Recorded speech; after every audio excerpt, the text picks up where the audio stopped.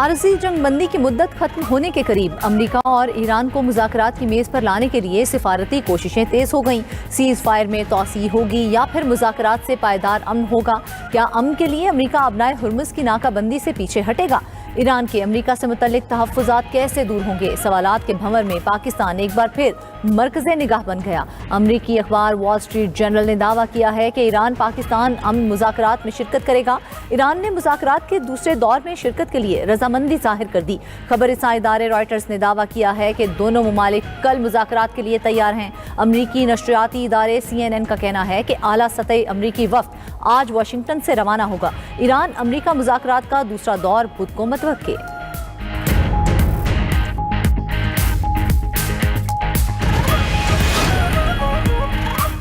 पाकिस्तानी क़यादत के मुज़ाकरात को ट्रैक पर लाने के लिए राबते। चीन ने पाकिस्तान में मुज़ाकरात के दूसरे दौर की हिमायत कर दी। नायब वज़ीर आज़म इसहाक़ डार से पाकिस्तान में तैनात चीनी सफ़ीर की मुलाकात। अमरीका ईरान मुज़ाकरात और खित्ते की ताज़ा सूरत हाल पर तबादला ख़याल किया गया। चीनी सफ़ीर की मुज़ाकरात में पाकिस्तान के सिफारती किरदार की तारीफ। पायदार अमन इस्तेहकाम के लिए पाकिस्तान की काविशों को काबिल तहसीन करार दिया। इसहाक़ डार और मिस्ट्री हम मनसब बदर अब्दुल्लाती के दरमियान भी राब्ता हुआ। दोनों रहनुमाओं में अमन मुज़ाकरात और खित्ते की सूरत हाल पर गुफ्तगू हुई।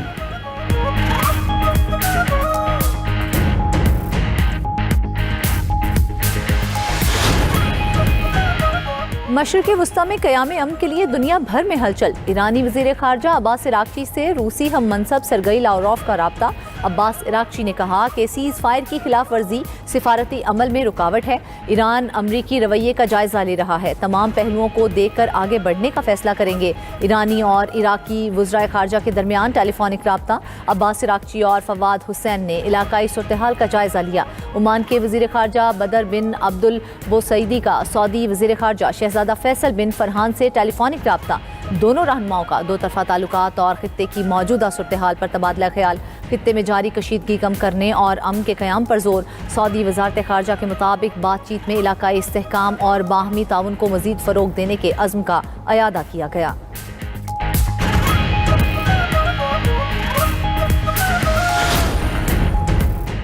अमरीकी सदर ईरान के साथ मुआहदे के लिए पुरुमीद। डील ना हुई तो सीज़ फायर में तोसी का इम्कान बहुत कम है। अमरीकी सदर ट्रंप का सोशल मीडिया पर पैगाम। लिखा कि डील होने तक ईरान की नाकाबंदी बरकरार रहेगी। ईरान के साथ जल्द डील हो जाएगी, मगर जल्दबाजी में कोई बड़ी डील नहीं करूंगा। ईरान के पास एटमी हथियार नहीं हो सकते। डील करने के लिए किसी दबाव में नहीं।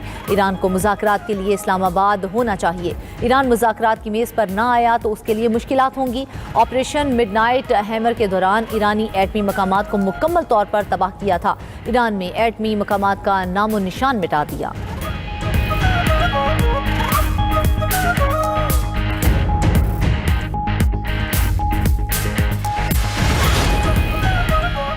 धमकियों के साए में मुज़ाकरात कबूल नहीं। ट्रंप मुज़ाकरात को हथियार डालने की मेज़ पर बदलना चाहते हैं। ईरानी स्पीकर बाकिर कालिबाफ का अमरीकी सदर की धमकियों पर रद्द-ए-अमल। कहा कि ईरान मैदान जंग में नए पत्ते दिखाने के लिए तैयार है। ईरानी सदर मसूद पुज़िशकियान का कहना है कि ईरान किसी दबाव में नहीं आएगा। ईरानी कभी ताकत के सामने सर नहीं झुकाएंगे। जंग का खात्मा चाहते हैं, लेकिन कौमी वक़ार पर समझौता नहीं होगा। पाकिस्तान में तैनात ईरानी सफ़ीर रज़ा अमीरी मुकद्दम का कहना है कि अजीम तहज़ीब वाले ममालिक धमकी और ताकत के सामने नहीं झुकते। ताकत के जोर पर मुज़ाकरात ना करना हमारा अहम इस्लामी और नज़रियाती असूल है।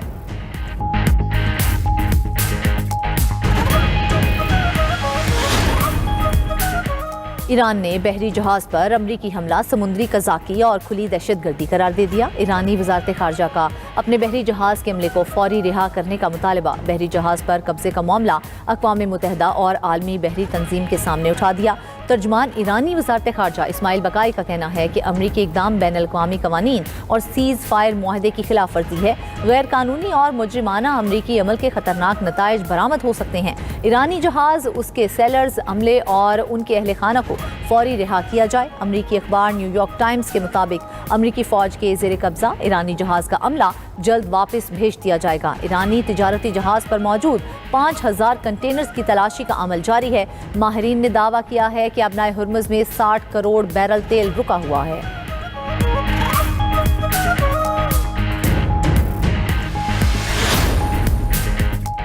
امریکہ اور اسرائیل کے حملے عالمی قانون کی کھلی خلاف ورزی ہیں۔ دنیا کا موجودہ ڈھانچہ تباہی کے دہانے پر ہے۔ ایمنسٹی انٹرنیشنل کے سیکرٹری جنرل ایگنس کلامارڈ نے کہا کہ طاقتور ممالک انسانی حقوق کے نظام کو مفلوج کر رہے ہیں۔ عالمی ادارے شہری تحفظ میں ناکام ہو چکے ہیں۔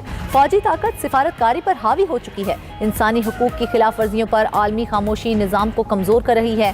یورپ سمیت دنیا بھر میں اظہار رائے پر پابندیاں جمہوریت کے لیے خطرہ ہیں۔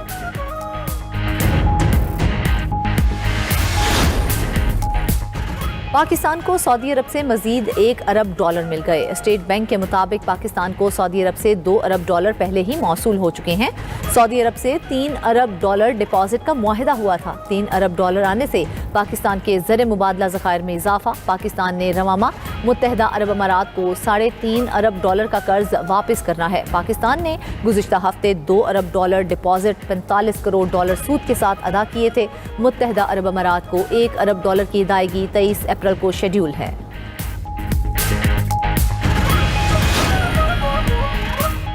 IMF کے بیل آؤٹ پیکج پر مزید 11 نئی شرائط عائد۔ پاکستان کو $1 ارب 20 کروڑ کی اگلی قسط کے لیے نئے اہداف دے دیے۔ ذرائع کے مطابق مالی سال 2026-27 میں بجلی اور گیس مہنگی ہونے کا امکان۔ جولائی 2026 سے گیس قیمتوں میں ہر 6 ماہ بعد رد و بدل ہوگا۔ جنوری 2027 سے بجلی نرخ سالانہ بنیادوں پر ایڈجسٹ کیے جائیں گے۔ خصوصی اقتصادی زونز اور ٹیکنالوجی زونز کی مراعات مرحلہ وار ختم ہوں گی۔ 2035 تک تمام ٹیکس اور مالی مراعات ختم کرنے کا فیصلہ۔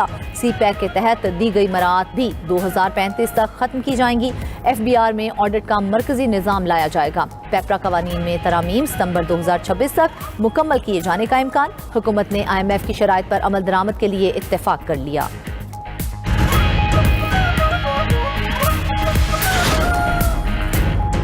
عالمی منڈی میں خام تیل کی قیمتوں میں اتار چڑھاؤ کا سلسلہ جاری۔ امریکی خام تیل 1.5% کمی سے $88 فی بیرل ہو گیا۔ برینٹ کروڈ کی قیمت گر کر $94 فی بیرل مقرر۔ ایشیائی اسٹاک مارکیٹس میں کاروبار کے دوران ملا جلا رجحان۔ پاکستان اسٹاک مارکیٹ میں تیزی، 100 انڈیکس میں 2000 سے زائد پوائنٹس کا اضافہ۔ جاپان کے نکئی انڈیکس میں 771 پوائنٹس کا اضافہ۔ ہینگ سینگ 6 اور کوسپی انڈیکس 134 پوائنٹس بڑھ گیا۔ آسٹریلوی اور شنگھائی اسٹاک مارکیٹس میں مندی رہی۔ عالمی مارکیٹ میں سونے کی قیمتوں میں کمی کا رجحان۔ فی اونس سونا $3.80 کمی سے $4825 کا ہو گیا۔ یورپ میں الیکٹرک گاڑیوں کی فروخت میں 51% اضافہ ریکارڈ۔ خبر ایجنسی کے مطابق مارچ میں 15 یورپی ممالک میں 2,24,000 سے زائد نئی الیکٹرک گاڑیاں رجسٹرڈ ہوئیں۔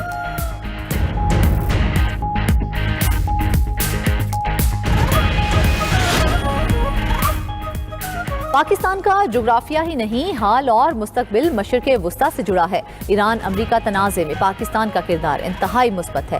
امریکہ میں تعینات پاکستانی سفیر رضوان سعید شیخ کا جارج ٹاؤن یونیورسٹی میں 34 سالانہ پاک امریکہ کانفرنس سے خطاب۔ کہا کہ پاکستان جیو پالیٹکس سے جیو اکنامکس کی طرف جا رہا ہے۔ پاکستان خلیجی ریاستوں اور وسطی ایشیا کے لیے معاشی راہداری ہے۔ ابنائے ہرمز کی بندش سے پاکستان کی جغرافیائی اہمیت واضح ہوئی۔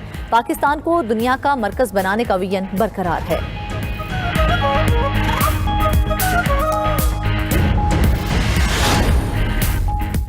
مشرق وسطیٰ میں جنگ بندی کے معاملے پر روس پاکستان سے مسلسل رابطے میں ہے۔ پاکستان میں تعینات روسی سفیر البرٹ خوریف کا کہنا ہے کہ خطے کے دیگر شراکت داروں سے بھی رابطے جاری ہیں۔